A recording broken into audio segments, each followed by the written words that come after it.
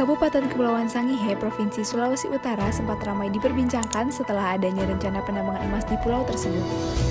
Kegiatan pertambangan di Pulau Sangihe dilakukan oleh PT Tambang Mas Sangihe atau PT TMS yang merupakan anak perusahaan dari Baru Gold Corp atau sebelumnya dikenal dengan nama East Asia Minerals. Pertambangan PT TMS ini dinilai melanggar ketentuan Undang-Undang Nomor 1 Tahun 2014 tentang pengelolaan wilayah pesisir dan pulau-pulau kecil. Undang-undang tersebut berisi penjelasan bahwa pulau-pulau kecil tidak diperuntukkan untuk kepentingan pertambangan. Namun, PT Tambang Mas Sangihe masih tetap menggencarkan pertambangan emas di pulau kecil tersebut. Penyebab konflik yang terjadi antara perusahaan tambang dan warga lokal dimulai ketika PT TMS berencana menambang lebih dari setengah pulau, di mana perusahaan menambang sekitar 42.000 hektar dari total luas Kabupaten Kepulauan Sangihe yang luasnya sekitar 736 km persegi. Hal tersebut kemudian menuai kecaman warga.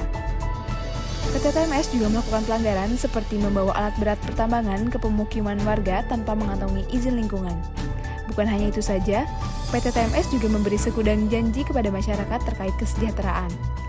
Namun faktanya, tidak ada masyarakat yang sejahtera ketika lingkungannya dijadikan area tambang.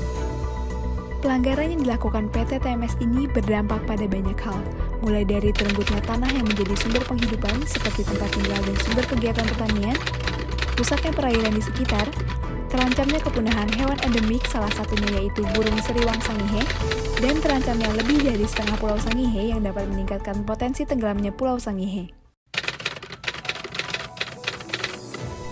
Dari masalah yang telah dipaparkan di atas tadi, terdapat satu solusi yang dapat digunakan, yaitu dengan menerapkan ekonomi hijau. Nah, ekonomi hijau ini sangat mendasar, tapi memiliki dampak yang sangat luas, karena ekonomi hijau ini memiliki prinsip yang pertama, harus menciptakan kesejahteraan bagi seluruh masyarakat, yang kedua, harus mampu menciptakan kesetaraan untuk semua periode generasi, yang ketiga, harus mampu memelihara, memulihkan, dan berinvestasi pada berbagai kegiatan yang berbasis sumber daya alam. Yang keempat, harus mampu mendukung tingkat konsumsi dan produksi yang berkelanjutan.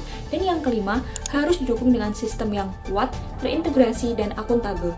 Terdapat beberapa hal yang dapat diperhatikan dari kasus konflik tambang PT TMS, yaitu terjadi kegagalan pasar dalam bentuk eksternalitas negatif atau eksternalitas lingkungan. Meskipun masyarakat tidak terlibat dalam pembangunan pertambangan, tetapi masyarakat sekitar merasakan dampak negatifnya baik secara langsung maupun tidak langsung. Masyarakat yang terkena dampak ini mungkin tidak dapat menanggung biaya yang ditimbulkan atau menderita akibat tidak adanya perlindungan hukum yang memadai. Adanya informasi yang tidak lengkap antara pihak-pihak yang terlibat menjadi tantangan dalam kasus ini. Informasi mengenai izin lingkungan tidak ada kejelasan antara pihak tambang dengan pihak pemegang kekuasaan. Selain itu, kebijakan pemerintah yang lemah mungkin tidak dapat menyediakan informasi yang cukup bagi semua pihak yang terlibat. Contohnya yaitu adanya masyarakat yang mengecam penggunaan lahan yang berlebihan, di mana mungkin hal itu tidak dibicarakan secara seksama terlebih dahulu oleh pihak-pihak yang terlibat, sehingga muncullah perselisihan ini. Perusahaan tambang yang tidak memiliki izin atau ilegal notabene tidak dibebani kewajiban untuk melaksanakan program pengelolaan lingkungan melalui AMDAL. Jika hal ini terus berlanjut, maka tidak ada pengelolaan keberlangsungan pada kegiatan pertambangan yang dilakukan. Jika perusahaan ini terbukti tidak memiliki izin, maka dapat dijerat dalam Undang-Undang Nomor 4 Tahun 2009 tentang pertambangan mineral dan batu bara.